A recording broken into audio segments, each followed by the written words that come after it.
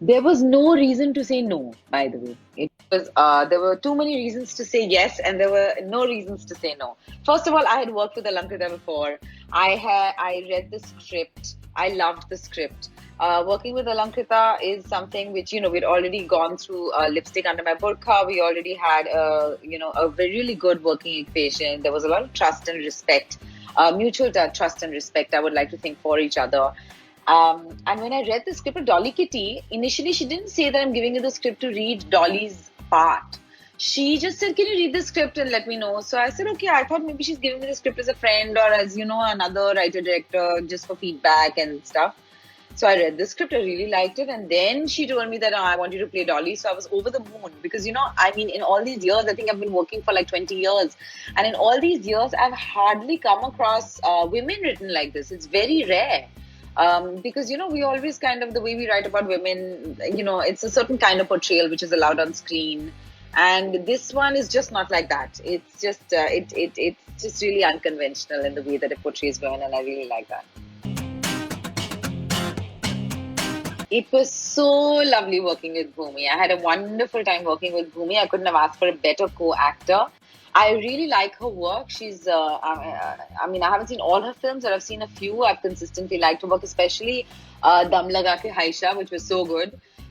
She was a wonderful co-actor to work with, wonderful colleague. I mean, I think right from the get-go, there was a trust that was there between us. There was a sense of, we're in this together and we're looking out for each other. And you can make that out in small little things. It's not something that anybody has to say, but you know that, that your colleague has your back. That feeling was there with Bhumi right from the start, which is wonderful.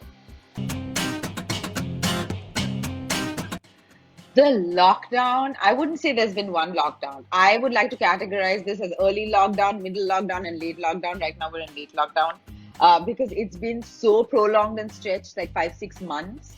I think, early, it's so interesting because early lockdown, the fear was at its peak and the cases were at the lowest. And now we're in late lockdown and there's been some fear fatigue, but the cases are rocketing like every day. I think like India's like almost like number one in terms of like cases and record spikes almost every day.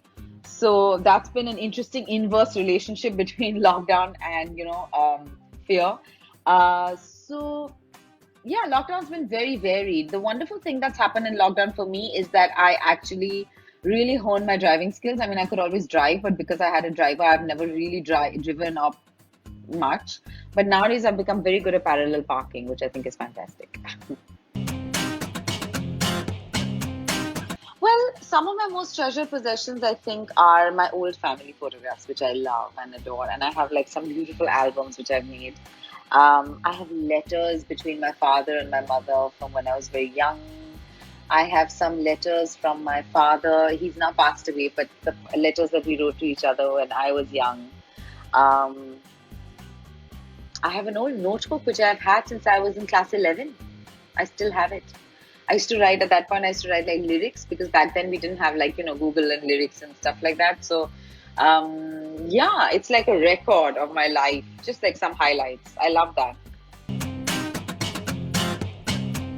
I have to say, I don't have one go-to beauty look. I wish I did. Well, what I tend to do is that just to not like spend too much time thinking about it, I just kind of straighten my hair and I put kajal. I find like today. I find that very I mean, I like to do that. I can do it. It's easy. It's effective.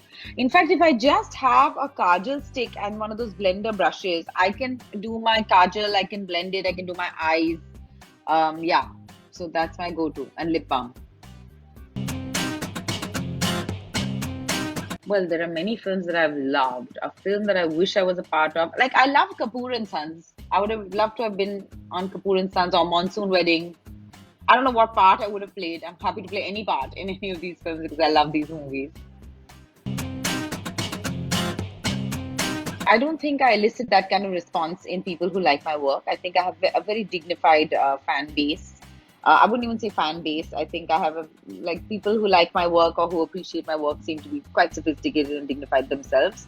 So I've not really had any crazy fan moments. I do remember early in my career though, when I was still in Calcutta, one crazy No, I do remember early on in my career when I was still in Calcutta that one guy landed up in my house, met my mother, and said he wanted to marry me. But luckily, we've not had a repeat of that.